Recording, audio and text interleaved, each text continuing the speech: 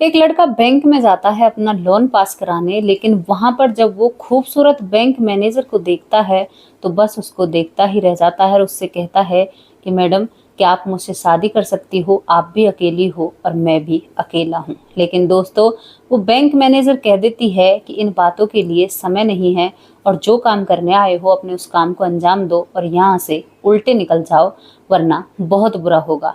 आखिर क्यों एक लड़के ने बैंक मैनेजर से बदतमीजी की, उसके साथ इतना अभद्र व्यवहार किया, जबकि बैंक मैनेजर ने उस लड़के का पूरा मान सम्मान किया, उसके सभी कागज देखे, तो ऐसा क्यों हुआ? ये सारी बातें आप लोगों को जाननी है तो वीडियो को आगे देखना होगा। दोस्तों, काफी इंटरेस्टिंग स्टोरी है और इस कहानी से आप लोगों को सीख मिलेगी कि हमें कभी भी अपने फैसले को लेते वक्त जल्दी नहीं करनी चाहिए और अगर हमारी पत्नी सही है तो उस पत्नी का एक पति को साथ निभाना चाहिए। नमस्कार दोस्तों, स्वागत करते हैं आप सभी का हमारे YouTube चैनल वैष्णवी चौधरी के नाम से और इसी नाम से हमारा Facebook पेज है, आप उसे भी फॉलो कर सकते हैं। तो चलिए कहानी की तरफ चलते हैं एक नई सोच और उम्मीद के साथ। तो कहानी शुरू होती है दिल्ली से। दिल्ली में एक मंजू नाम की लड़की रहती है। मंजू नाम की लड़की का जो पिता है वो बेचारा एक नौकरी करता है, नौकरी सरकारी है लेकिन तनख्वाह इतनी नहीं है, छोटी पोस्ट पर इसके पिता हैं। दोस्तों, घर का गुजारा पिता अच्छे से चला रहा है और अपनी बेटियों को बहुत अच्छे से पढ़ा लिखा रहा है, क्योंकि इसकी एक ही बेटी है और उसे ये बहुत काबिल बनाना चाहता है। मंजू है जो बीकॉम कर रही है, लेकिन अब पिता को अपनी बेटी की शादी की चिंता सताने लगती है। अब वो अपनी बेटी के लिए एक लड़का तलाशता है, क्योंकि बेटी जवान हो चुकी है, बीकॉम कर रही है, तो लाजमी है शादी होनी तो है ही वही। अब अपनी बेटी के लिए जब लड़का ढूंढता है तो इसको दिल्ली में ही एक लड़का मिल जाता है, जो लड़का रहने वाला तो हरियाणा का था, हरियाणा के सोनीपत का, जिसका नाम सुरेश होता है। और इस लड़के ने डी फार्मेसी करी हुई थी। दोस्तों, एक हॉस्पिटल में ये अच्छी खासी नौकरी करता है और वहां पर उसकी बहुत अच्छी तनख्वाह है। अब मंजू का पिता इस लड़के को देखकर, सुनकर इसके बारे में और कह देता है कि मैं तो अपनी बेटी की शादी इसी से करूंगा, चाहे कुछ भी हो जाए। अब यहाँ पर दोस्तों एक जगह फिक्स की जाती है, वहां पर मंजू के परिवार वाले और इस लड़के के परिवार वाले, जिसका नाम सुरेश होता है। सुरेश के परिवार में इसकी एक छोटी बहन होती है, माँ होती है और पिता होता है। अब ये सभी वहां पर जो जगह इनने डिसाइड की है वहां पर पहुंच जाते हैं और जो ये सुरेश है वो मंजू को देखते ही फिदा हो जाता है। जैसे ही मंजू चाय लेकर अपने हाथों में आती है, वहां पर भी एक परंपरा दोस्तों ये निभाते हैं। मंजू अपने हाथ में चाय का ट्रे लेकर आती है और जैसे ही सुरेश मंजू को देखता है तो बस देखता ही रह जाता है, ना ही माँ बाप की इजाजत लेता है और एकदम से बोल पड़ता है सभी के सामने कि मुझे मंजू पसंद है और मैं मंजू से ही शादी करूंगा। जैसे ही सुरेश लफ्जों को बोलता है तो सुरेश के जो घर वाले होते हैं, जो माँ बाप होते हैं, वो हैरान और परेशान होकर सुरेश की तरफ देखने लगते हैं कि इस लड़के ने तो हमारी मर्जी भी नहीं पूछी और अपनी हामी सबके सामने रख दी। अब दोस्तों, जब बेटे की हामी होती है तो यहाँ पर सुरेश का पिता दहेज की बात चलाने लगता है, लेकिन जैसे ही मंजू का पिता इस बात को सुनता है तो मंजू का पिता खड़ा होकर हाथ जोड़कर खड़ा हो जाता है और कह देता है कि जी मेरे पास तो खाली बेटी ही है, मैं इसकी ही शादी बेटे से, लेकिन देने के लिए मेरे पास इतना नहीं है जितना आप सोच रहे हैं, क्योंकि मंजू का जो ससुर बनने वाला है वो तरह तरह की बातें उन 4 आदमियों में कर रहा है। जब ये बात यहाँ पर सुरेश के माता पिता सुनते हैं तो वो कहते हैं जी हम फैसला 1-2 दिन में लेकर आपको कॉल कर बता देंगे, फिलहाल हम घर जा रहे हैं। और वो वहां से अपने घर निकल जाते हैं, ज्यादा कुछ खाते पीते भी नहीं है। तो मंजू का पिता समझता है कि दहेज की वजह से शायद इनको ये रिश्ता पसंद ना हो और वो ना ही सी समझ कर अपने घर चले जाते हैं। मंजू के घर वाले होते हैं। मंजू को कोई दिक्कत नहीं थी, वो अपनी पढ़ाई में लग रही थी, लेकिन जो सुरेश था उसकी नजरों के सामने बस मंजू ही रहती और वो ख्वाबों में खो चुका था जब से मंजू को उसने देखा है। दोस्तों, वो बेड पर लोटा हुआ है और मंजू के ख्यालों में खोया हुआ है। तभी बेड से उठता कहता है अपनी माँ से जाकर कि माँ, चाहे कुछ भी हो जाए लेकिन मुझे मंजू से शादी करनी है। लेकिन सभी जब घर वाले घर में सलाह मिलाते हैं तो यहाँ पर सुरेश के माता पिता कहते हैं कि अरे भाई, उनके पास देने के लिए तो कुछ भी नहीं है, तो इतनी अच्छी नौकरी करता है एक हॉस्पिटल में और हम अच्छे फ्लैट में रहते हैं, हमारे पास पैसों की कमी नहीं है, लेकिन उनके पास इतना पैसा नहीं है। और यहाँ पर वो लोग अपने बेटे को समझाने की कोशिश करते हैं, लेकिन सुरेश, जिसके सामने केवल मंजू की फोटो आंखों के सामने घूम रही होती है और बेटे के आगे माँ बाप बेबस हो जाते हैं। और 2 दिन बाद मंजू के पिता के पास फोन किया जाता है और कहते हैं कि हमें आपकी बेटी पसंद है और हमें ये रिश्ता मंजूर है। अब आप कहो तो ये शादी आगे चलेगी, अगर आप राजी नहीं हुए तो यहाँ पर ये रिश्ता खत्म भी हो सकता है। तो दोस्तों मंजू का पिता तो पहले से ही राजी था कि छोरा लड़का इतना अच्छा खासा कमा रहा है, तो यहाँ पर दोनों ही परिवार की सहमति से मंजू और सुरेश का रिश्ता तय हो जाता है। रिश्ते के बाद दोस्तों शादी हो जाती है। शादी सिंपल सी होती है, क्योंकि मंजू के पिता के पास इतना सब कुछ नहीं था पैसा। तो दोस्तों शादी होने के बाद मंजू अपने ससुराल में चली जाती है। अब मंजू ससुराल में चली तो जाती है, कुछ दिन ससुराल वाले अच्छे से रहते हैं, लेकिन अब जो सुरेश था वो तो कुछ भी नहीं कहता है, वो तो अपनी नौकरी पर सुबह चला जाया करता। मंजू सभी के लिए टिफिन पैक किया करती, क्योंकि सास ननद और ससुर घर में ही रहा करते, केवल उसका पति नौकरी पर जाया करता। अब जैसे ही पति घर से निकल जाता है तो जो सास थी और ननद थी वो बार बार मंजू को टॉर्चर किया करती और कहती कि तू इसने इतने रईस बाप की बेटी नहीं है जितना तू एटीट्यूड हमें दिखाती है। क्योंकि मंजू अक्सर कहा करती कि माँ जी घर का काम बहुत हो जाता है। और यहाँ पर दोस्तों ने क्या किया था, जैसे ही मंजू शादी करके अपने ससुराल में जाती है तो 2-3 महीने बाद ही जो घर में काम करने वाली है उसको भी निकाल देते हैं मंजू की सास और ननद, और मंजू के ऊपर सारे काम का प्रेशर आ जाता है। तो मंजू इस बात पर जब ऑब्जेक्शन उठाती है तो मंजू की सास कहती है कि तुम कोई राजा की बेटी नहीं हो, हर किसी लड़की को ये काम करने पड़ते हैं और ये काम तू ही करेगी। मंजू कहती थी कि मम्मी दीदी भी तो बड़ी हो रही है, अपनी नंद के पति, तो ये भी तो कुछ कर सकती हैं, करा सकती हैं मेरे साथ। तो यहाँ पर सास कहती है कि मेरी बेटी तुम्हारी नौकरानी नहीं है, तुम्हारे होते हुए मेरी बेटी काम कैसे कर सकती है।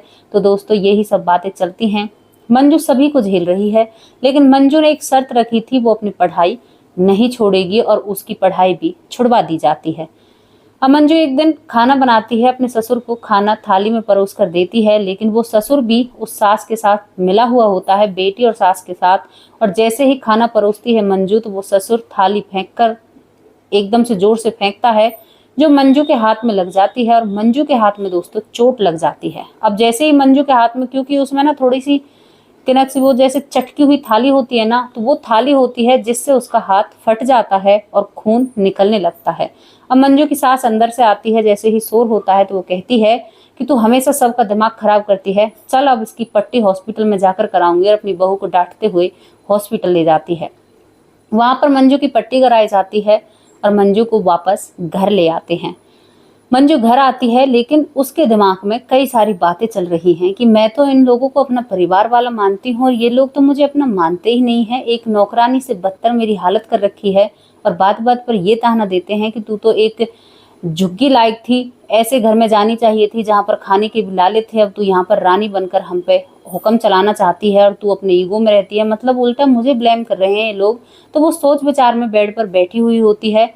जिस हाथ में चोट लगी थी उसने फिर भी किचन का सारा काम किया दोस्तों। उसके बाद शाम को उसका पति अपने नौकरी से घर आता है, जिसका नाम सुरेश होता है।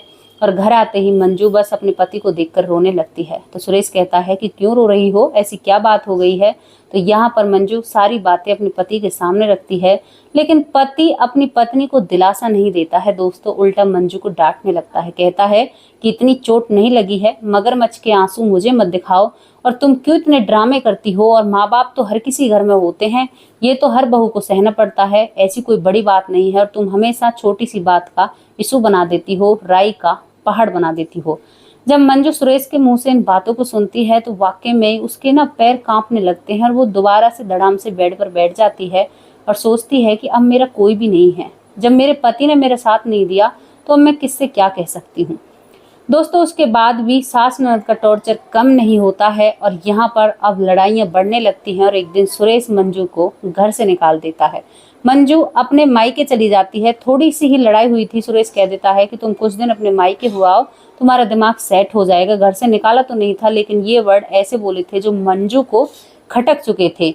अब मंजू अपने मायके जाती है, अपने माँ बाप से सारी बातों को बताती है। कहती है कि पिताजी बहुत दिन हो गए झेलते झेलते, लेकिन अब नहीं झेल रहा है और मेरे साथ मेरी सास ननद ऐसे करती हैं। सास ननद का भी झेल लेती, लेकिन जो मेरे पति हैं वो भी कहीं ना कहीं अपनी माँ और बहन के फेवर में हैं। तो अब आप बताइए मैं क्या करूं। तो यहाँ पर दोनों बाप बेटी पूरी रात भर और उनकी माँ जुगत मिलाती हैं, बात करती हैं कि इसका समाधान क्या है। तो पूरी रात में एक समाधान निकलता है। मंजू का पिता कहता है कि बेटी तुम एक काम करो, जहाँ पर तुम्हारा पति नौकरी करता है ना, वहीं पर अपने पति से कहो कि एक फ्लैट लेंगे और वहां पर तुम्हें रखेंगे और तुम अपनी आगे की पढ़ाई करो और आगे चलकर तुम भी किसी नौकरी को करना और तुम्हारा घर अच्छे से चल जाएगा और ये लड़ाई भी मिट जाएगी। अब दोस्तों मंजू अपने पति को अपने पास बुलाती है फोन कर कर। तो सुरेश जैसे ही मंजू बुलाती है, ऐसे ही मंजू के पास आ जाता है और उससे कहता है कि तुमने मुझे क्यों बुलाया है, अभी तो तुम्हें 2-3 ही दिन मायके में हुए हैं। तो यहाँ पर मंजू कहती है कि अगर तुम मुझे अपने साथ रखना चाहते हो तो तुम्हें ये सब कुछ मेरे लिए करना होगा। भाई मैं नहीं इतना सहन कर सकती, हमेशा मेरे हाथ तक को चोट लग चुकी है लेकिन आप पर तो कोई असर नहीं पड़ता है। तो यहाँ पर सुरेश एकदम गुस्से में गर्म हो जाता है और कहता है कि तू चाहती है मैं अपने माँ बाप से दूर हो जाऊं, मैं ऐसा बिल्कुल भी नहीं करूंगा, तुम कैसे भी रहो, ये तुम्हारी हेडेक है। सुरेश वहां से रूस कर दोस्तों चला जाता है। मंजू की समझ में आ जाता है कि ये पति भी उन्हीं लोगों में मिला हुआ है, ये लोग लालची हैं और ये दहेज के ऊपर मेरे साथ कुछ भी कर सकते हैं। और मंजू अब अपने मायके में रहने लगती है। लेकिन दोस्तों मंजू को कहीं ना कहीं आस थी कि मेरे पति फिर मुझे लेने के लिए आएंगे, उनको शायद मेरी याद आती होगी। लेकिन करीबन 1 साल निकल जाता है, यहाँ पर सुरेश मंजू को लेने के लिए नहीं आता है। मंजू समझ जाती है। मंजू का पिता, जिसका कोई भी कांटेक्ट बेटी की ससुराल में नहीं होता है, तो मंजू का पिता एक फैसला लेता है, कहता है कि बेटी अब तुम्हें उन लोगों को, अपने पति को डिवोर्स देना होगा क्योंकि वो तुम्हें लेने के लिए नहीं आएगा। मंजू केस डालती है दोस्तों, तुरंत इस केस पर कार्रवाई होती है और मंजू को कुछ ही दिनों में डिवोर्स मिल जाता है अपने पति सुरेश से और ये दोनों अलग हो जाते हैं। अब मंजू और भी डिप्रेशन से में आ जाती है और इस चीज से वो छुटकारा कैसे पाए, तो मंजू अपनी किताबों को खकोरती है दोस्तों और पढ़ाई को दोबारा स्टार्ट करती है। पढ़ाई के बाद वो बीकॉम के बाद एमकॉम करती है और दोस्तों बहुत अच्छे से वो इन सभी चीज़ों में सफल हो जाती है। उसके बाद वो कई फार्म भरती है, कई टेस्ट देती है और दोस्तों वो एक सरकारी बैंक में बैंक मैनेजर बन जाती है। बैंक मैनेजर बनने के बाद जब अपने पिता के पास आती है तो पिता खुश हो जाता है अपनी बेटी को देखकर कि मेरी बेटी बैंक मैनेजर बन चुकी है और अब मेरी बेटी के दिन अच्छे से कटेंगे। दोस्तों हर माँ बाप अपने बच्चे को खुश देखकर हमेशा खुशी होते हैं। अब यहाँ पर जो मंजू थी उसकी जो ज्वाइनिंग थी वो होती है हरियाणा के सोनीपत के एक गांव में। वहाँ पर वो बैंक में मैनेजर के तौर पर जाकर पहुँच जाती है और वहीं पर अपनी ड्यूटी करती है। 2 साल उसे नौकरी करते करते उस बैंक में हो जाते हैं और दोस्तों मंजू अपना काम इतने अच्छे से निभाती है कि जब वो बैंक में जाती है, उसकी ज्वाइनिंग होती है, तो वहाँ पर जितने भी पेंडिंग वो पड़े थे, बैंक लोन थे, कई काम थे जिस काम पर उसको नियुक्त किया गया था, तो उस लड़की ने सारे कामों को बहुत अच्छे से किया। लोगों के पास फोन कर कर कर उनके बैंक लोन किए, लोन पास किए जिनके कागज सही थे, तो यही सब कुछ वो करती। तो वो उस एरिया में मशहूर हो जाती है और सभी लोग तारीफ करते हैं कि अरे इतनी अच्छी बैंक मैनेजर आई है कि आप बैंक में जाओ और तुरंत आपका काम हो जाता है अगर आप सही तरीके से काम कर रहे हो। और वहाँ पर मंजू की आसपास बहुत तारीफ होती है। अब दोस्तों जो ये सुरेश था ये अपने गांव में आकर रहने लगता है और अब इसे भी एक लोन पास कराना है। इसका भी नंबर वहाँ पर लिखा हुआ है लेकिन अब तक इसका लोन पास नहीं हुआ। तो यहाँ पर इसके पास भी फ़ोन जाता है और ये तुरंत अपना लोन पास कराने अपने गांव में तो रहता ही है, उस बैंक में पहुंच जाता है।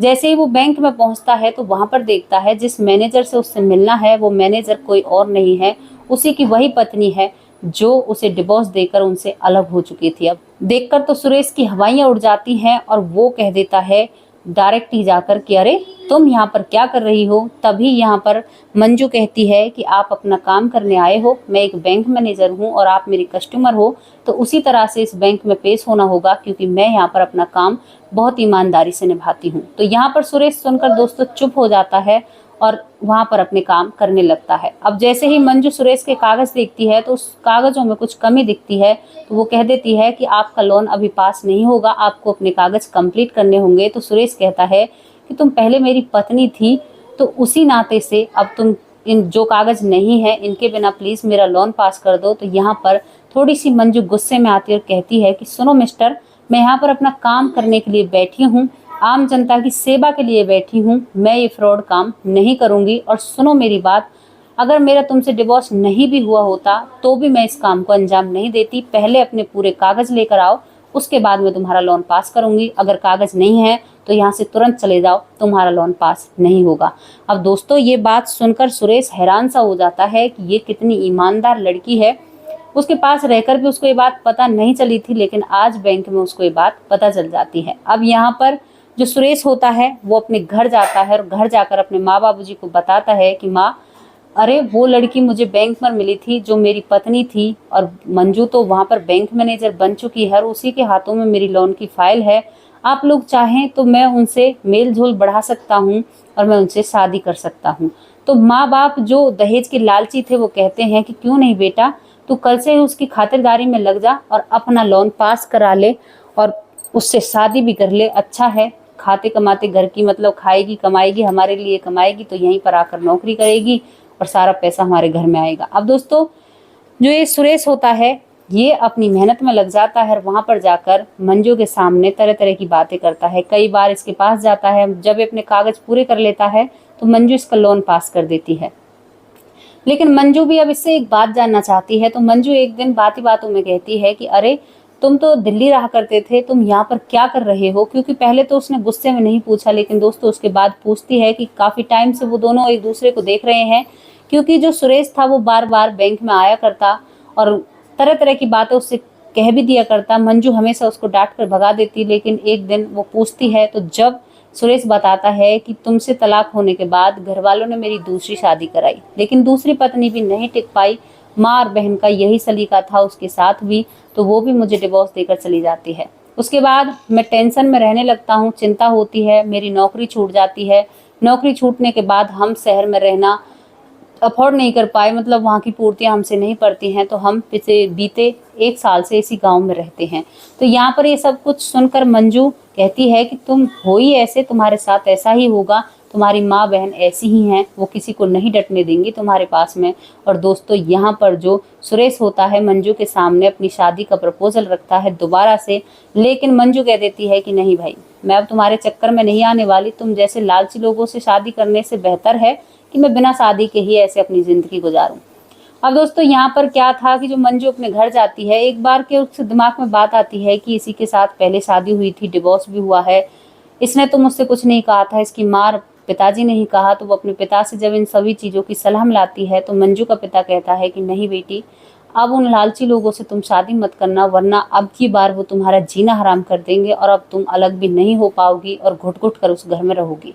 पिता की सीख को मानते हुए दोस्तों मंजू साफ मना कर देती है सुरेश से और कहती है कि दोबारा इस बैंक में दिखाई मत देना, क्योंकि तुम मुझे बहुत परेशान कर रहे हो, वरना मैं बैंक ही नहीं आऊँगी। और सुरेश को कह देती है कि मेरी नज़रों के सामने बिल्कुल भी मत आना, क्योंकि मुझे परेशानी होती है, तुम मुझे परेशान करना बंद करो। मैं यहाँ पर जनता की सेवा के लिए हूँ, सरकार ने नियुक्त की हूँ, मैं इन सब चीज़ों के लिए नहीं हूँ।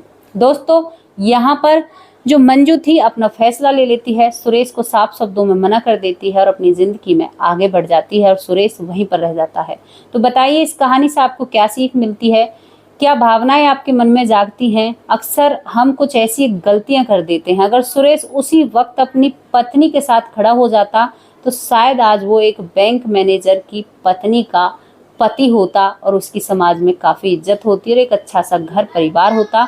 अब तक तो उनके बच्चे भी हो जाते और एक खुशहाल परिवार होता, लेकिन माँ और बहन को तो दहेज चाहिए था, और जो अब तक भी, अब ले लो दहेज भैया, अब तो कुछ भी उनके पास में नहीं होता है। तो कैसी लगी आप लोगों को स्टोरी? आप अपनी राय कमेंट बॉक्स में जरूर रख सकते हैं। कल फिर हाजिर होंगे किसी अच्छी और सच्ची स्टोरी के साथ। तब तक के लिए नमस्कार, जय हिंद, जय भारत।